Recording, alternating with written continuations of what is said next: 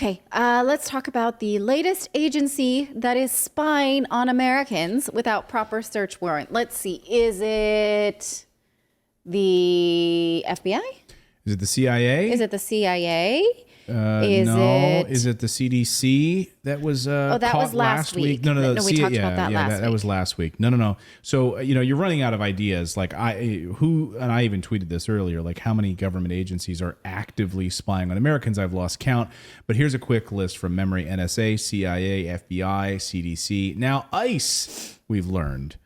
Is that right? Yes. ICE is now the latest agency to report creating a network that can spy on a majority of Americans, according to a new report. Right. And so ICE is the enforcement agency for the immigration office inside the United States.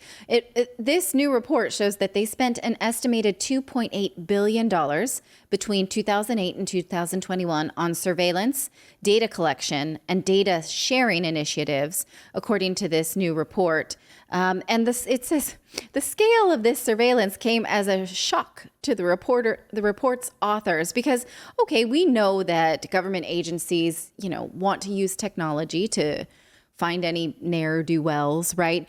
But the way that ICE has been doing it is to work around any states that are trying to keep them from getting information on immigrants or Americans.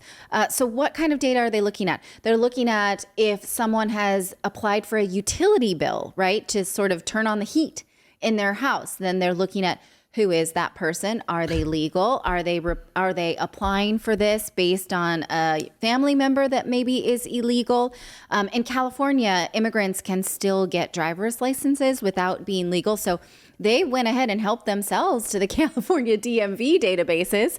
They know driver's license data for 3 out of 4 adults living in the United States, not just in California.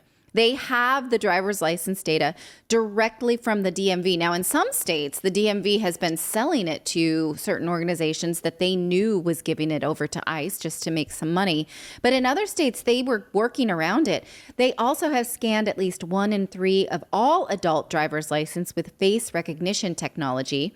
They can track the movements of vehicles in cities that are home to nearly 3 in 4 adults. So they're not just driver's license and driver's license applications and homes. These are static things, right? But tracking the movement of these people, and they also can locate 3 and 4 adults through their utility records. So what are they looking for, right? Is there maybe someone who's using a fake ID that is associated with a real social security number, and 3 or 4 people are also using that same driver's license? Is there somebody who is maybe using one set of ID for certain things and using it for other things? They can cross-reference that really easily.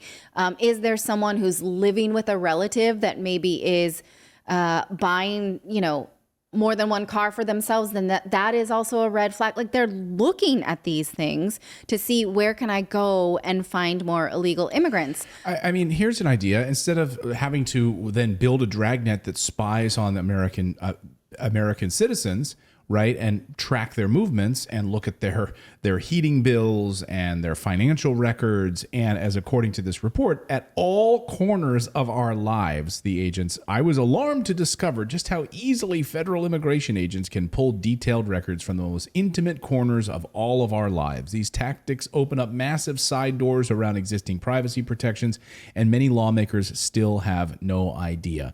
So instead of maybe doing that, what about beefing up our own border security? Look, customs agents and the border security is absolutely dismal and underfunded, as we've seen. And President Biden has an absolute disaster on his hands at the southern border. So instead of doing that, instead of providing the funding there to make sure that that's taken care of, we're sending $40 billion to Ukraine, where billions of that money are to basically shore up the borders of Ukraine. Right. So we are very concerned about the borders in Ukraine, just not our own borders in the United States. Sure. And you can say, okay, they're spying on people who are not U.S. citizens, and we are trying to actually find those people and remove them, right? But they're also spying on people that... I'm sure it's just non-U.S. I'm just, do we all feel confident? It's just non-U.S. citizens. This report has shown that it's a dragnet, and it has taken data of actual U.S. citizens too, right? So, I mean, you think of someone who maybe has a family member that has not been able to legalize themselves but is living inside the United States, and the legal resident is getting the bills in their name or buying the cars or what have you, right? So they'll spy on that person too, even if that person is a United States citizen and has a right to freedom. They don't anymore. None of us do, right? If they're just looking like, who's living with you? You have someone there who's not supposed to be there. And also this is just a shocking number, $2.8 billion. In her book, Nicole Perlroth, who writes about cyber warfare, points out that a lot of these spy programs, the government agencies, they don't talk to one another and say, hey, we got a vulnerability in an Android phone, would you like to use it too? And then you can spy on people. No, they just buy it over and over again. Each government agency will buy the same, what they call 0 days. So that's our tax dollars, like buying the same software program over and over again to spy on us. And you just can't keep track of this stuff. I mean, it's really disturbing, like to think about the amount of people, the amount of agencies right now that are been caught. And by the way, they don't like volunteer this information, but as I tweeted earlier today, how many government agencies are actively spying on Americans? NSA, CIA, FBI, the CDC, ICE. And by the way, Biden had put money in there so that the IRS could do so, right? That still hasn't happened yet, but are we missing anything? And people in the chat said, yeah, you forgot about the United States Postal Service. Yeah, I mean, the list goes on and on, right? It's unbelievable how many government agencies right now are actively spying on U.S. citizens without our consent. And to me, it's a violation of our constitutional rights, but who's doing anything about it? Your members of Congress aren't doing anything about it. I don't know. I feel like this was relatively blip it was a small blip in the news cycle. And it should have landed harder. But now, since we've all been through the Edward Snowden days, we're like, oh, another one, that's okay. Yeah, I mean, it's really sad. I mean, Glenn Greenwald had tweeted about, a few weeks ago, of course, when the CIA story broke, that the CIA was actively spying on the U.S. citizens, right? And it was going to be a bombshell story, and it was for like 24 hours. And then, of course, Ukraine happened, right? And then suddenly all eyes on the invasion in Ukraine, and all of the mainstream media totally dropped the CIA spying on Americans story and went right to Ukraine. And Glenn Greenwald, like a few days later, was like, remember that story about how the CIA is spying on Americans, millions of Americans? Yeah.